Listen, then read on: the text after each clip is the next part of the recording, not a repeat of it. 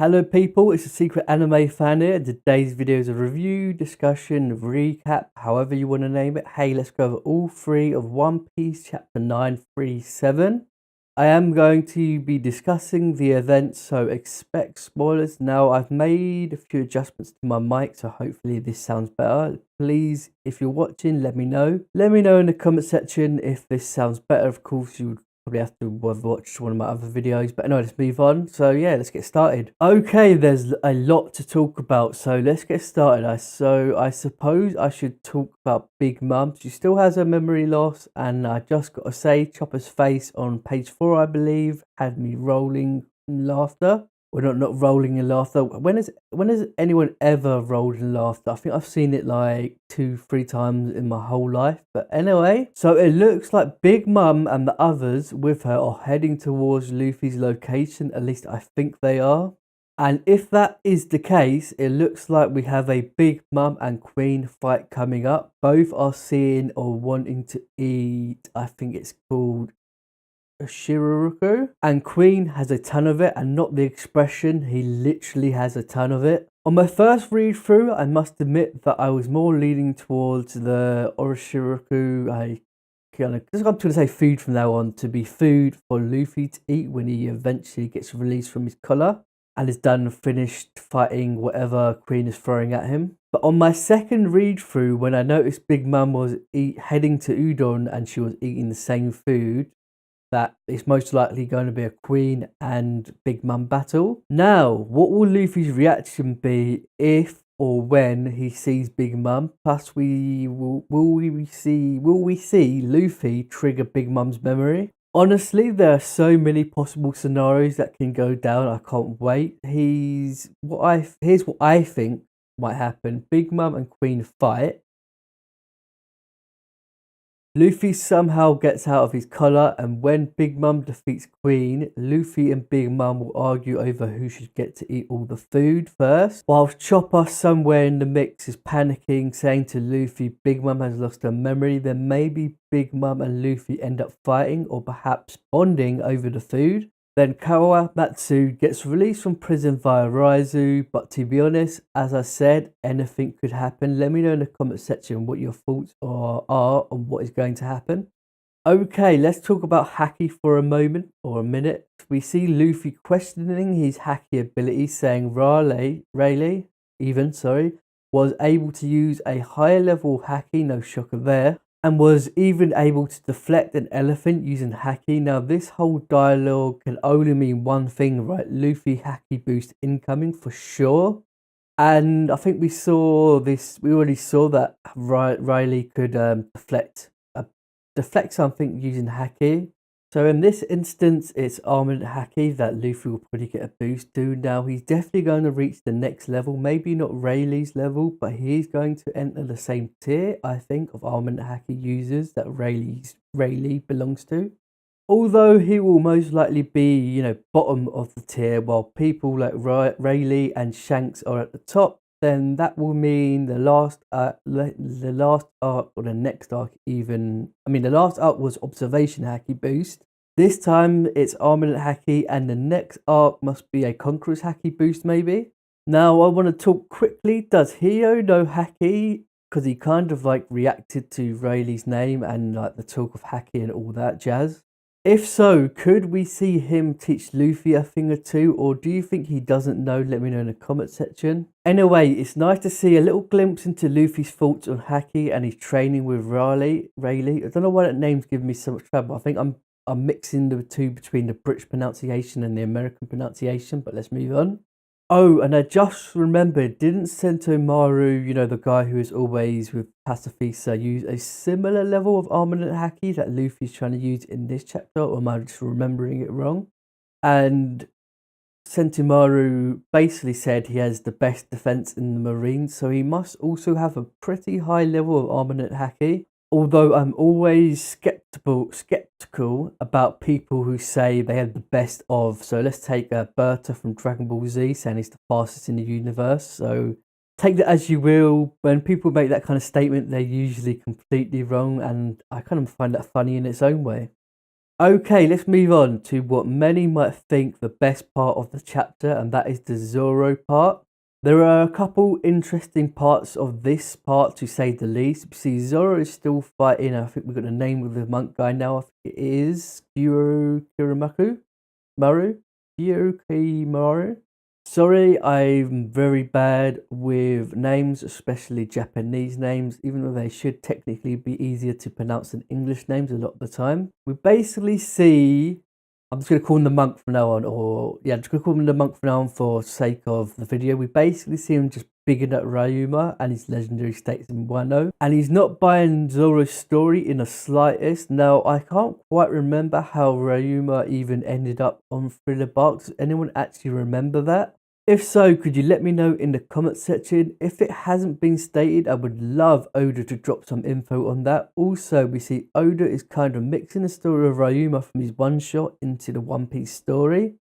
And I've always wondered if or how he was going to do this. And again, hopefully it expands a little bit more on Ryuma's story in One Piece and, you know, mix the two between the one shot and One Piece. Now, I think I touched on this in my last chapter review on the Legend of Ryuma cutting down a dragon, and it's mentioned in this chapter. So yeah, he actually introduced it into One Piece. Although in Thriller Bark, I think it was also stated. Now, I was wondering if Ryuma cut down the previous user of either Kaido or Orochi's Devil Fruit user. Now, I'm aware the whole cutting down the dragon is from the one shot. I'm hoping Oda merges that aspect into the story. I know I keep mentioning the One Piece and the one shot, but yeah, I'm just really interested in how he's going to do it. Now, Ryuma was there hundreds and hundreds of years ago. I think it was 100 or 200 years ago. So it probably isn't, it's not likely it would be Orochi or Kaido who he actually cut down, but their previous Devil Fruit users he might have cut down. Anyway, that wasn't even the point I was going to make. The point I was going to make was, is this Oda foreshadowing that Zoro will cut down either Orochi or Kaido, therefore reflecting the legend of Ryuma? If so, it's likely going to be Orochi, right? Because I doubt he would, or even if he can, cut down Kaido.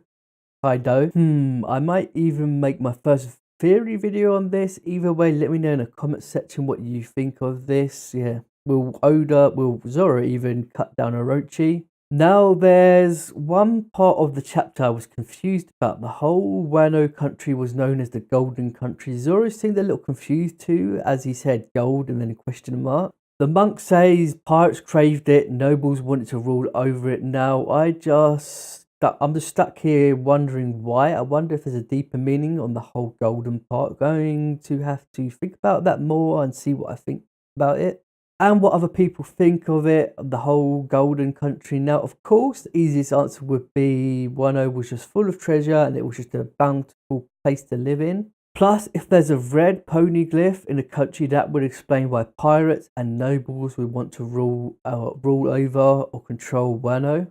And again, it could be known as Golden Country just because it was just a great place to live in. Okay, let's talk about the Black Blade thing, which is probably the hottest topic of this chapter. Kikamaru says the blade grew blacker over time, over Ryumu's many battles. Unfortunately, Oda only teased this chapter and didn't expand on what this actually means. But it's left me and many others wondering if the blade absorbed haki of the user over time, or to put it another way, the will of the user. Now, people have been calling BS on this, since if the Shusui had Ryuma's haki infused in it, then when Zoro cut down Monet with it, then it should have killed Monet, the character with the Snow Devil Fruit from Punk Hazard. For those who have forgotten, but perhaps it only makes the blade stronger or higher in quality. How can I put this? Let's say that the haki no longer works in the blade, but by putting haki in the blade, it strengthens it, resulting in it growing black and becoming stronger over time. So if that's the case, it would explain him being able to cut Monet, because the haki that is no longer in the blade, no longer working in the blade or on the blade, but the use of haki just made it stronger over time. Now, I would be really interested in your thoughts on this. Let me know in the comment section. This must be, I really want to know other people's thoughts on this.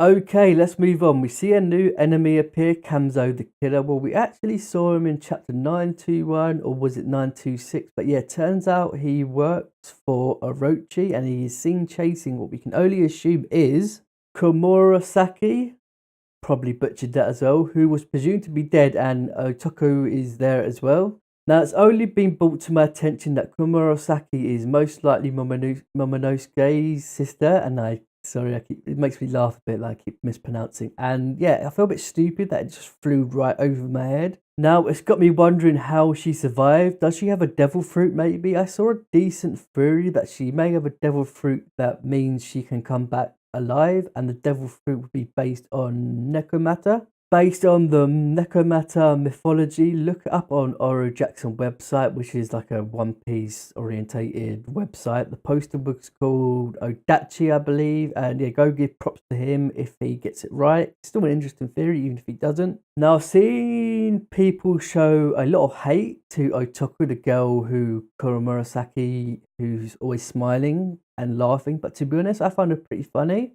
Now, I still have a few things to talk about, so bear with me. We can assume that Kamzo the Killer, or Kamzo the Manslayer, as it's translated sometimes, is a nod to Shishio from Rurouni Kenshin. I mean, he has a similar name to Kenshin, that being Batosai the Manslayer. And he looks like Shishio. I like to think Oda done this on purpose as a nod to the time when he worked on the Rurouni Kenshin manga.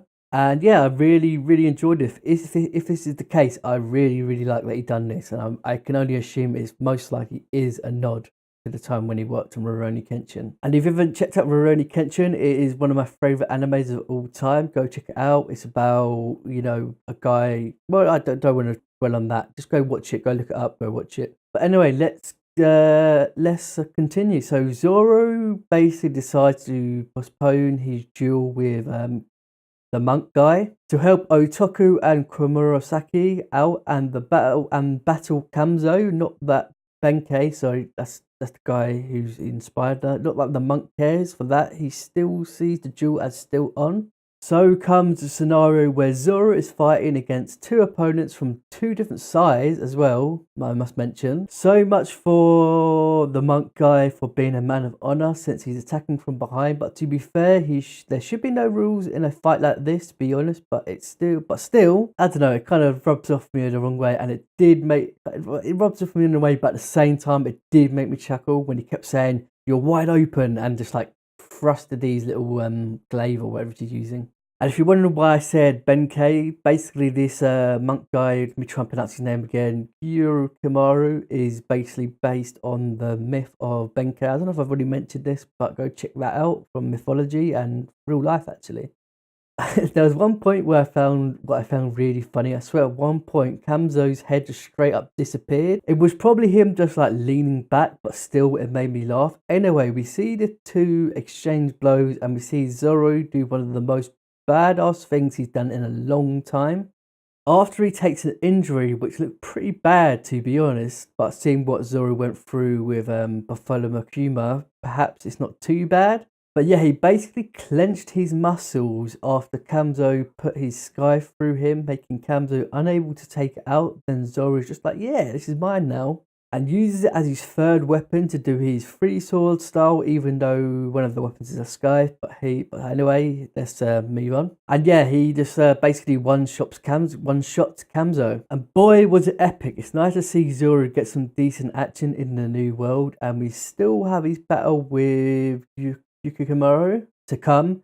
Who knows what Oda has in plan for him in this arc? I'm talking about Zoro here. Hopefully some decent battles with one of the three disasters. That would be really nice. And that's about it for this chapter review. I suppose I should mention that Zoro actually said that Kamzo was pretty tough despite one-shotting him. So I'm guessing it's Oda saying that Wano is a step up in opponents. Well, maybe. Now, I've only got two small things to discuss on my little list here. I basically make like a semi-script / list to riff off. I've seen people saying that Zoro and Luffy look a little bit bulky in this arc, and I can definitely sit with Luffy. Zoro, not as much, but let me know what you think in the comment section. Also, some people have noticed that they may be a little bit taller too. Could we see them reach the height of the admirals? Would be interesting to see. Not sure when people start growing in One Piece, but I think Oda did say humans on average live a little bit longer in One Piece. Now, I might be mistaken that with the Saiyans from Dragon Ball Z, so forgive me. But I think he did say that, hence why characters in their 50s and 40s can still be beasts,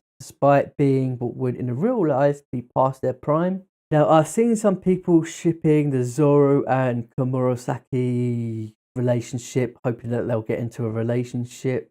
And they think there might be some kind of love interest in the two, be it both ways or just one way. But since Oda said that there will be no romance in One Piece, or was it there will be no romance between the crew members? Either way, Oda said something along the lines of that romance won't be a thing or a big thing in One Piece. Sure, we have Boa Hancock already. Anyway, my point is that it's probably unlikely that they will have a romantic relationship, but hey, who knows? I can see it happening as a one-way street. Probably Komurosaki having feelings for Zoro. Side note, it seems Komurosaki was aware of the three sword style, so that might be a little something to look forward to and to being expanded on. I can't wait to. I'm not going to keep saying I can't wait, because I can wait, to be honest. Okay, so just one more point. I was really digging some of the faces Zoro pulled in this chapter, especially the one where he's smiling when he got stabbed in page 17, I believe. It was like, oh, I've got you now, and it was dope. Anyway, that's it for this video. If there's anything I've missed, let me know in the comment section, or if you just want to talk about the chapter, let me know in the comment section as well. I do anime character stories / overviews on my channel. If you're interested in that, I'm planning to do theories as well. Please like and subscribe, and see ya!